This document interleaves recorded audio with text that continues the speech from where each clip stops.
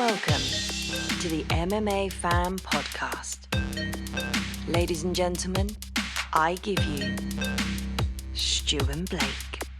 I'm always in space. whether I want to be there or not. So I just figured I'd bring you guys along for the ride. Awesome.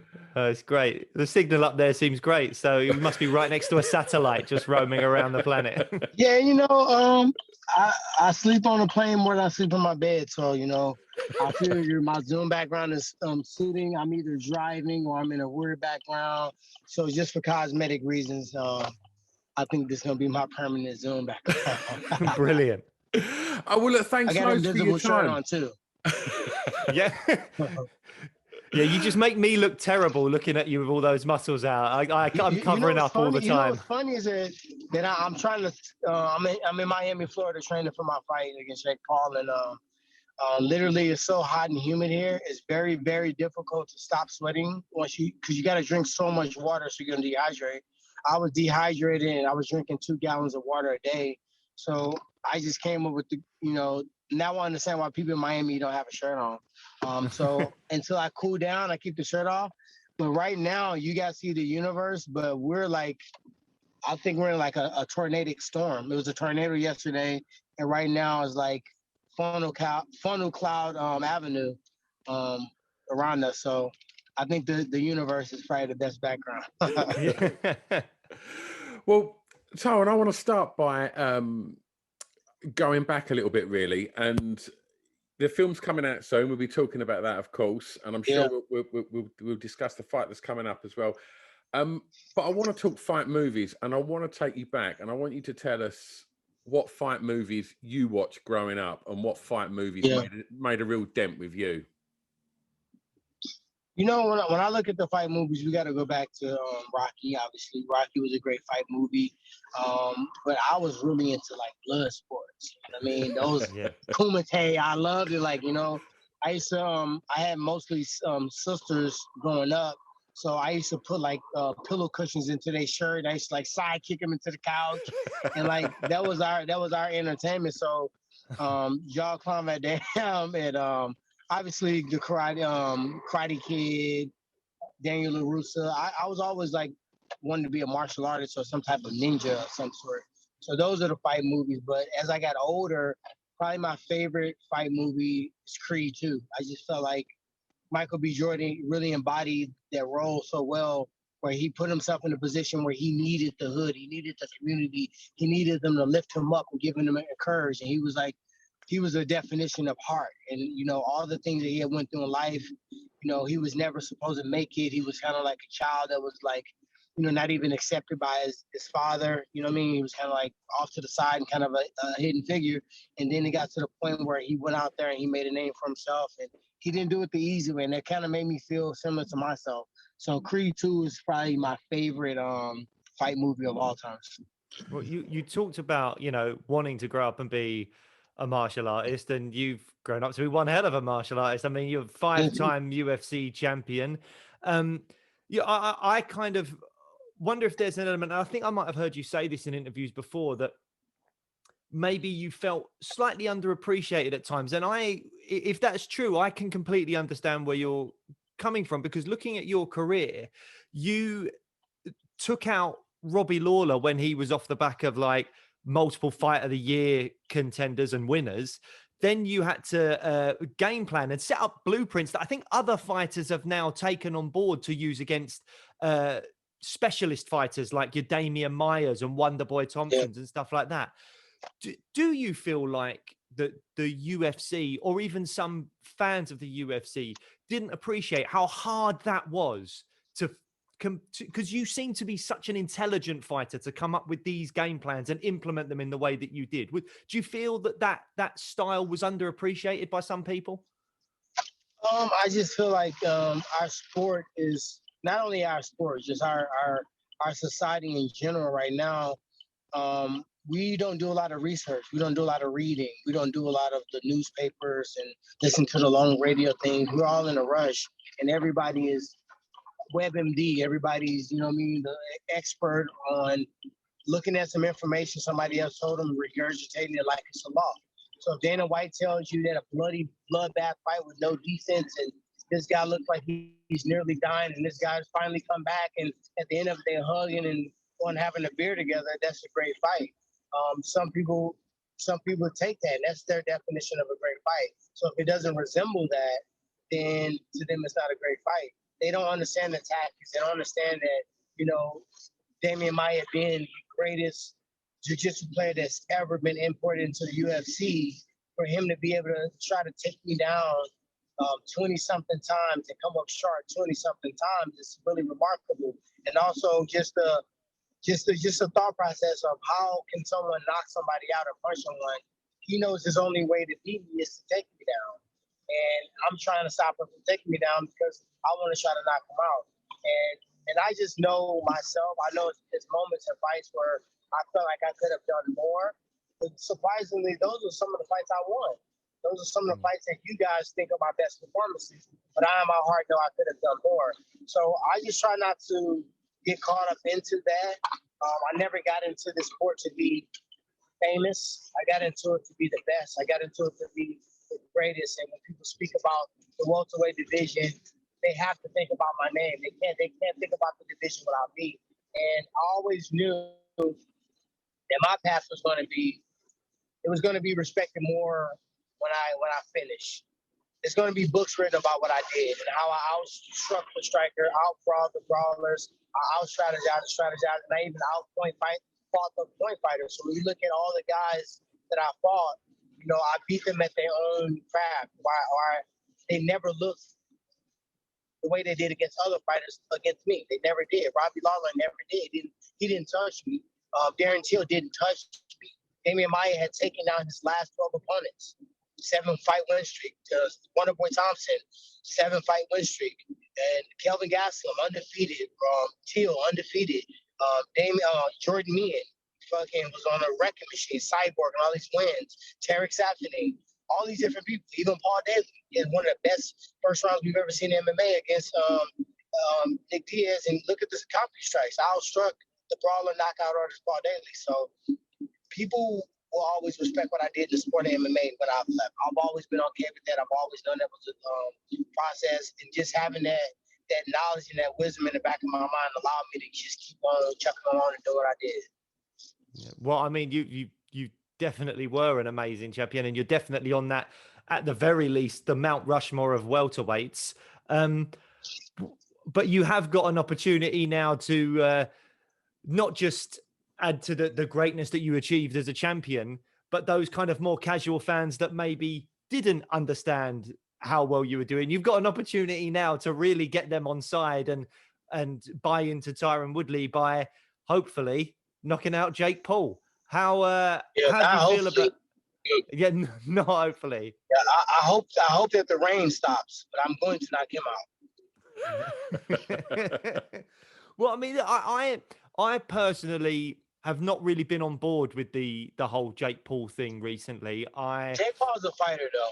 You got to be. You can box. No, I agree. I agree with that totally. I have likened him in the past, and maybe you'll think I've done so wrongly, to the guy in the years above picking on the kid in school in the couple of years below, because he's fought people that were either NBA stars and with all due respect to Ben Askren, he had a hip surgery recently. He's never been a striker.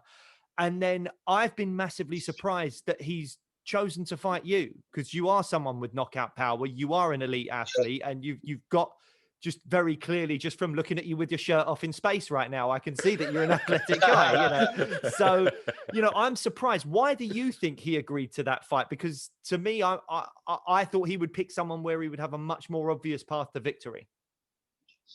He had an opportunity to do that. He could have fought Tyson Fury's cousin. He could have fought a few other guys, which I wanted to give them the time of day to, give their name any kind of, more buzz.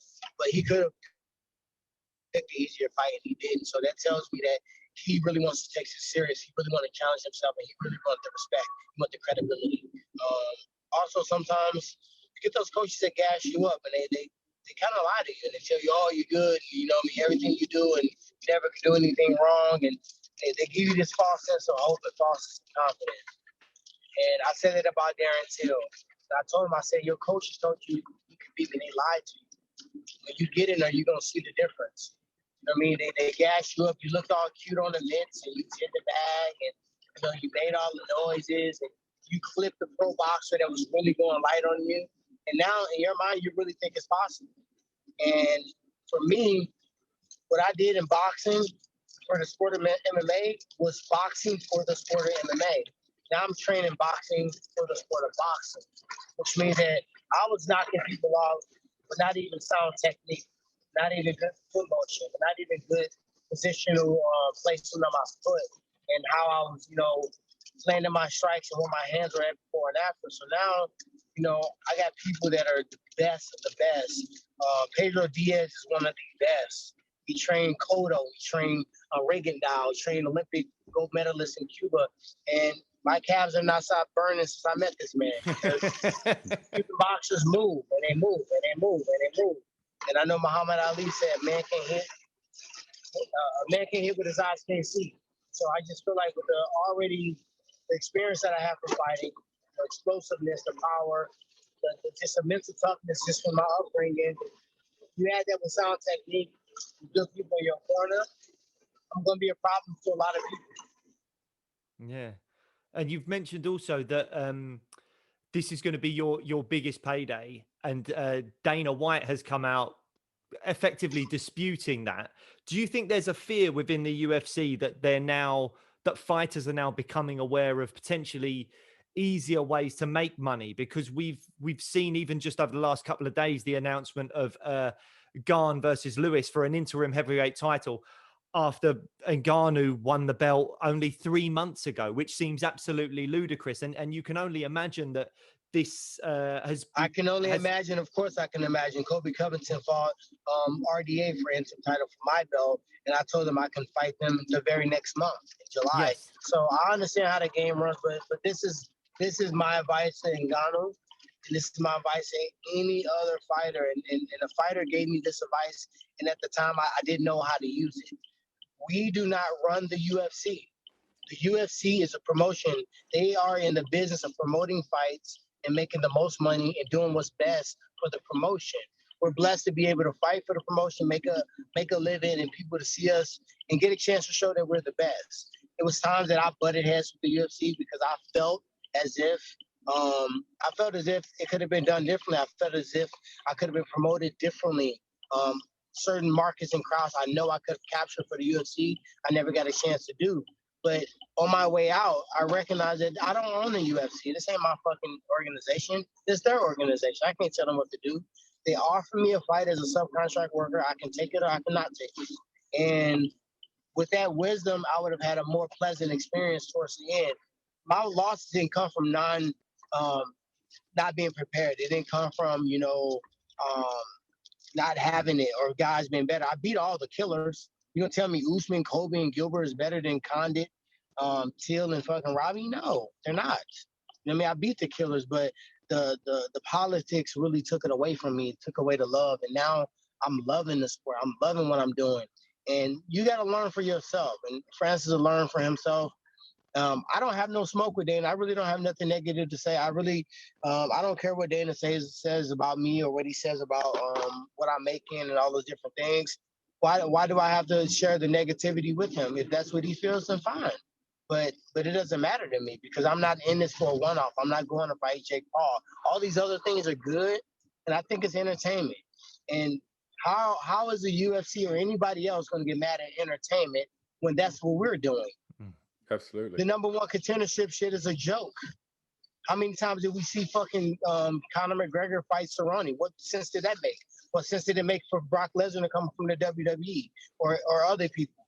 We've been doing it forever. Nobody's followed the rubric. No, there's so many people that was quote unquote deserving or in position to fight for a title and they got jumped over because the other fight made more sense. Now people are seeing that formula and utilizing it, and it's a problem. No, it's not a problem. So I don't have no smoke with the UFC. I ain't got no smoke with Dana White. I'm appreciative to be able to make millions of dollars over there. I'm making a lot of money for this fight. I made a lot of money in the UFC too. Don't get it twisted. People what they're saying about the pay-per-view, and I didn't say that. A lot of people, you making the biggest, because how do boxing sell? Making a lot of money, right? Yeah. It's all about money, making a lot of money. So that's what they're selling the fight on. Like, as far as purse, of course, yeah, this is more than I made for an individual fight, but it's not the most I made over my entire career. Yeah. Well, And go on, Stu. Just pulling it back to the film for a moment, Tyron. Like, obviously, this isn't the first film that you've been in, and so sort of looking at some of the other films that you've been, was this something that you actively sort of set out to get involved in, that side of the industry, or did it just present itself and you took the opportunity? Like, how did you get into that side of entertainment? I started in stunts, and I got a buddy named Lynn Oding. He put me in my first film. It's called Olympus Has Fallen. Gerard Butler, Yep.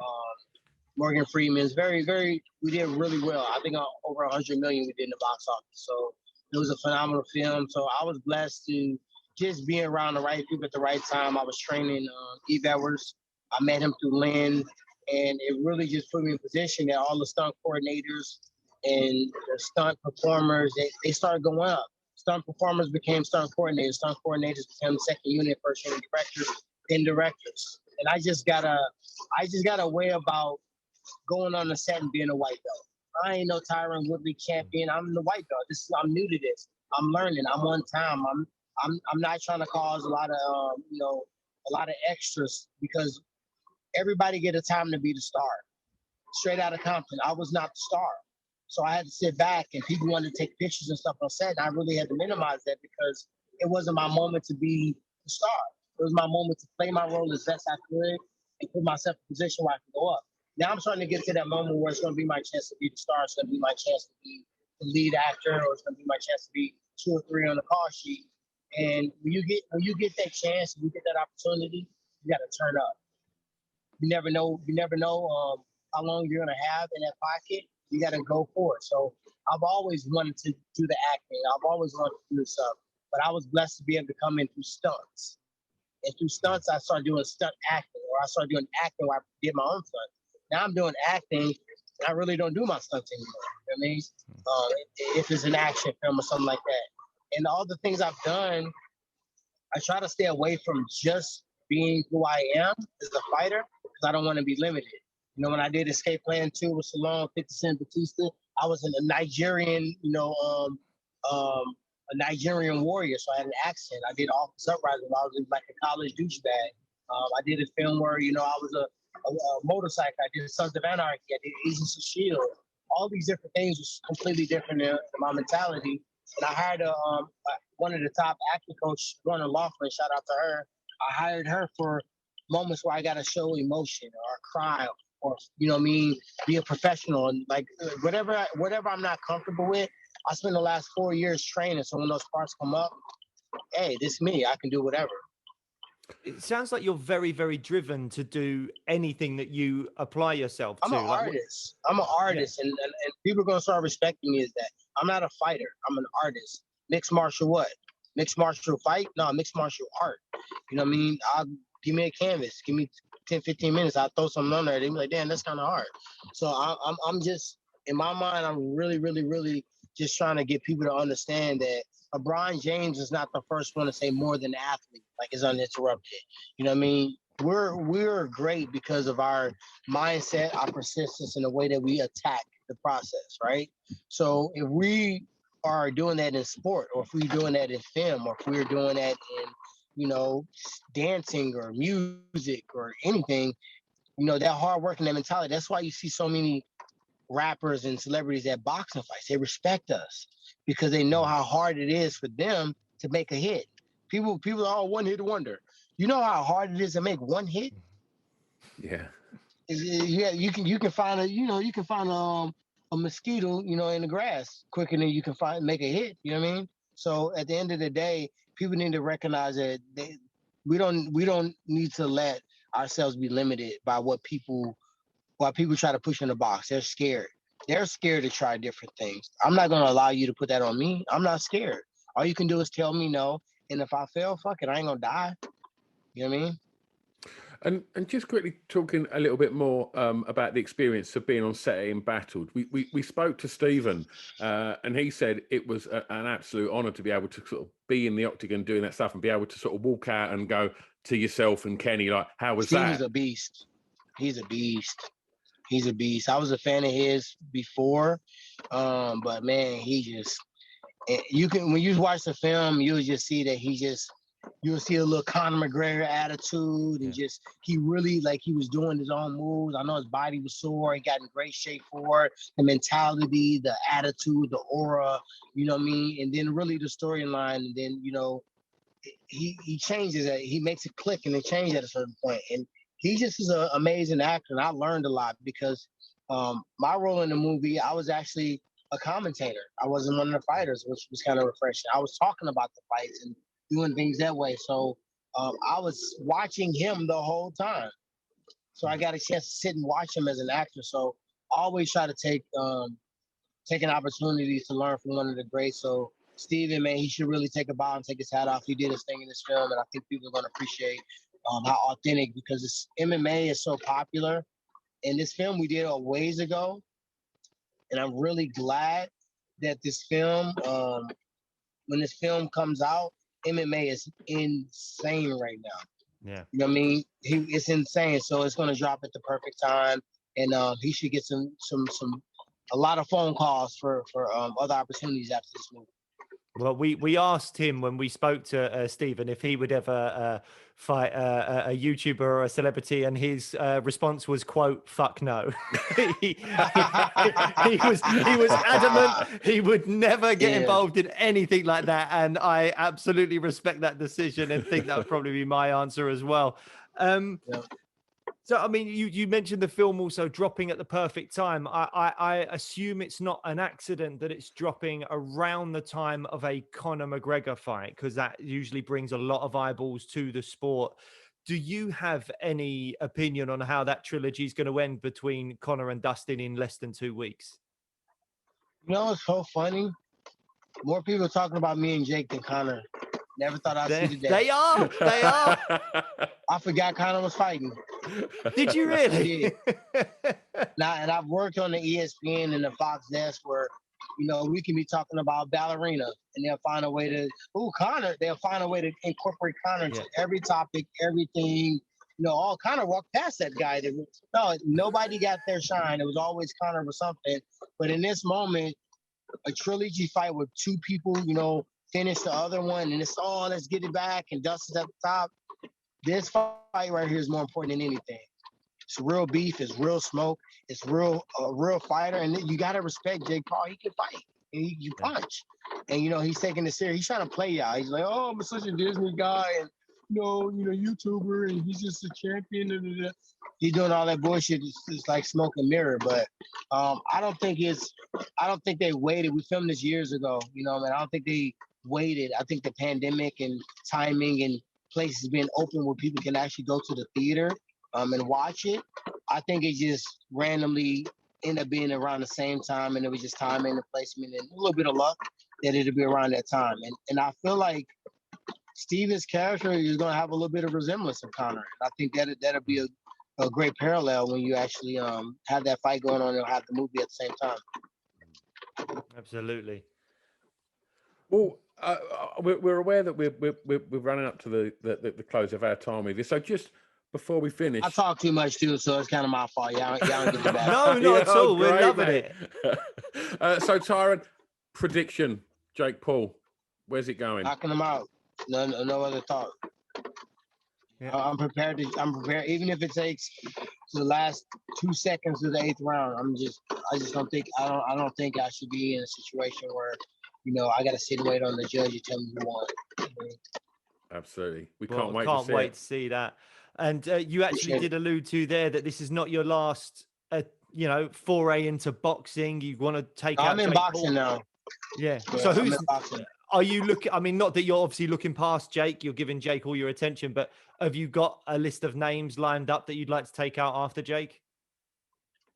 Not really. You know, I would like to fight Jake this time, and he's already been asking for a rematch clause, and he made a lot of noise about, I offered him a bet, he didn't take it. No, put in a contract that if after I beat you, that I can rematch you again. So I'm probably gonna fight Jake a couple times. You know what I mean? And you're not gonna beat me, so we're only gonna look at two unless you want to get beat up for a third time. I would kindly and very graciously rob the bank 3 times in a row if they want me to do that. then I would like to maybe look at an OG, somebody that's been in the sport, they got a name in boxing. Yeah. That came from boxing, and shit. After that, I want to see if I can go up against a current Canelo or fucking, somebody that's really really doing it at a high level right now. And just like Jake stepping up and saying if he can do it against me, I want to do the same thing. I want to step up and do it against a boxer. I'm not done with MMA, but I'm a box fight 3 or 4 fights before I do MMA again.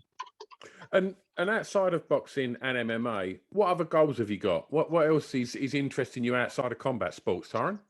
I'm very close to getting a plaque for my song "I'll Beat Your Ass."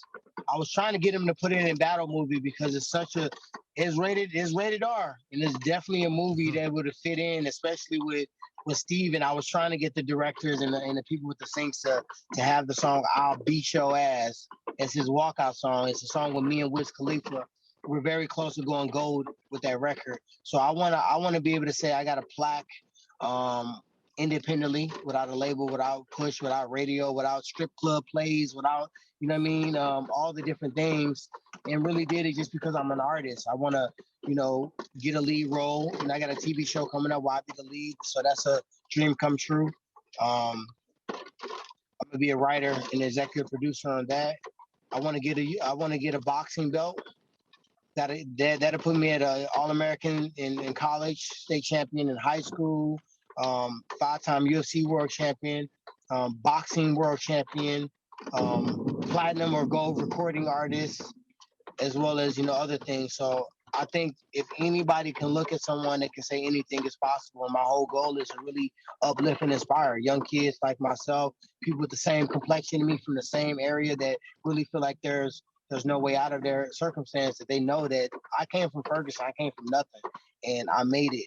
I made it because I kept God close, I worked hard, and I put myself in position to be successful. I didn't do everything right. I made a lot of mistakes, had a lot of bumps, but I ain't never quit. I ain't never let nothing break me and make me not get up and try to go after it again.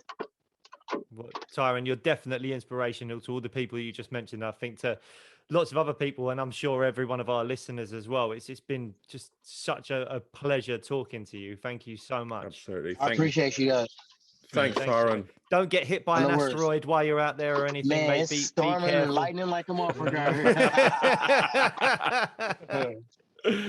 Thanks, man. You're welcome. Cheers, mate.